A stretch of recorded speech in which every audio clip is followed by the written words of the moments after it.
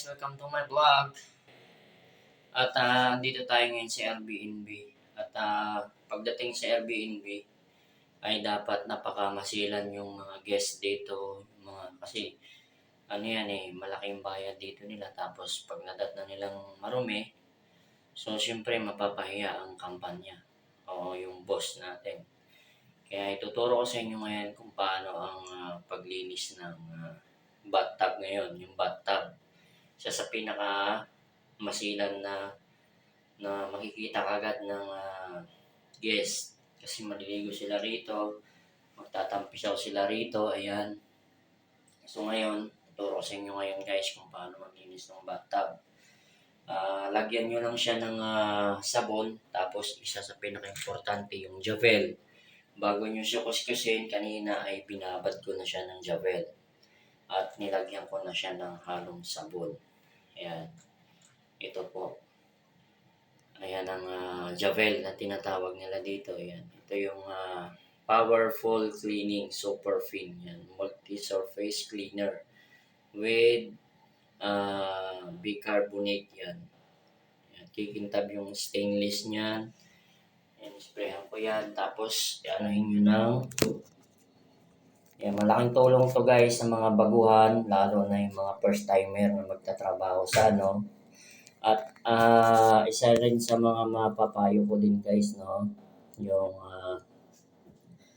yung Javel, mag-ingat po kayo kasi napakatapang din ito ng Javel at depende pa sa may Javel,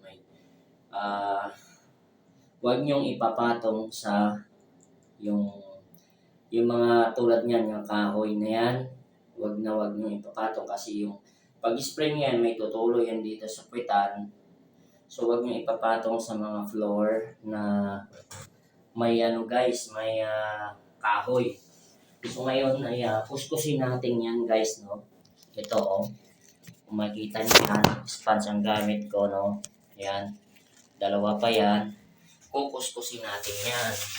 Yan, wag nyo kakalimutan yung dingding yan, lahat yan. Dito muna po tayo sa bathtub, makatutok. Tapos, isa sa pinaka-importante na dapat mong linisin, titignan mo lagi yan. Ito, yan. Kasi may buhok yan minsan.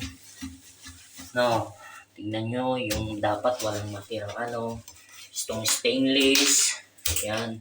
Ngayon guys, ayan, tutorial tayo ngayon na dapat may matutunan tayo sa mga video. Yan, ito yung buhay sa Paris. Tapos ito, importante yan. Yung mga yan, taas baba yan guys ha. Ayan. Taas baba po yan. Taas baba, yung stainless niyan. Tapos niyan, pagka ano mo ng dry. Dried na basahan. No, ayan. Yan, kuskusin mo talaga sa bumula, mawala yung dangi-dangi niya. Tapos ito, huwag niyong kakalimutan ha, paalala. Huwag niyong ipapatong sa sahig na kahoy kasi, nako, problema niyo yan. Malaking problema yan. Base sa experience ko, pero okay naman. Napaliwanag ko naman kasi baguhan nga, pagbaguhan.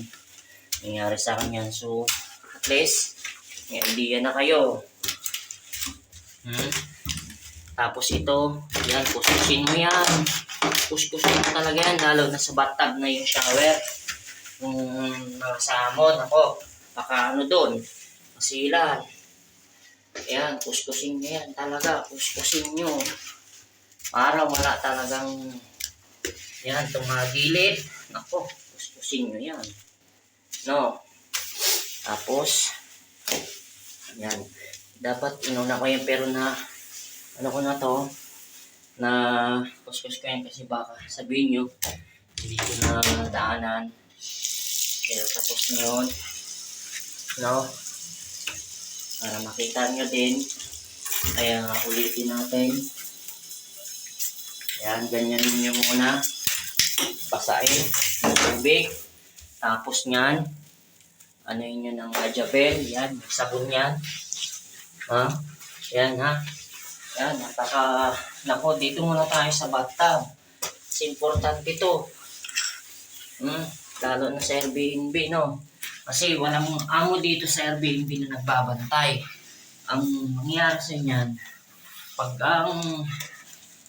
yung guest nga lang nagreklamo, patay ka, yari ka.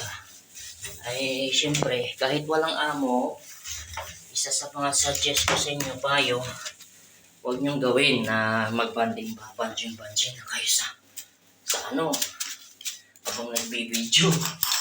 Kahit nagbibideo kayo, gumagawa kayong trabaho. Ano, ayan. Yan na, pinaka-importante yan ha. Punasan nyo to pag na-dry na siya. Ay, nang dry na. Ayan, ang kintab niyan. Ganyan. Yan. Okay na. Tapos, banlawan mo siya guys, no? Napo, banlawan nyo yan. Nang mabuti. Tapos, punasan nyo ng dry. Sorry. Hulog. Babanlaw tayo ngayon guys. Ayan. Ayan, taas baba yan guys ha. Ayan. Okay. Tapos ito, ako, lalaan nyo yan. Tapos tinis-tinis na to, punasan natin ng dry mamaya pag natulog na siya. Para sobrang tinisad niya. Ako, nakakuha kayo ng IKEA dito sa France ay ako, maraming dito tinatawag na kanya, amo. Hindi manyak na libo, hindi manyak na inis. Yun yung tinatawag nilang nagpapiano. Yan. Okay. Dapat wala makitang balahibo, dumi. Ayan mo, napakalinis niya. Tapos mamaya, pag tuyo niyan mamaya, titirahin ko yan ng dry para sobrang kintab niya. So ngayon guys, nakakuha kayo ng technique sa bathtub. No. Ayan, 7 minutes yung video ko. So, kaya nyo gawin ng 5 minutes to. Kaso nag-extend ako ng 2 minutes. Ayan na, no. So, okay na. Mamaya, punasan natin ng dry yan mamaya. Para sobrang kintab. So, follow for more and subscribe for my YouTube channel. Thank you.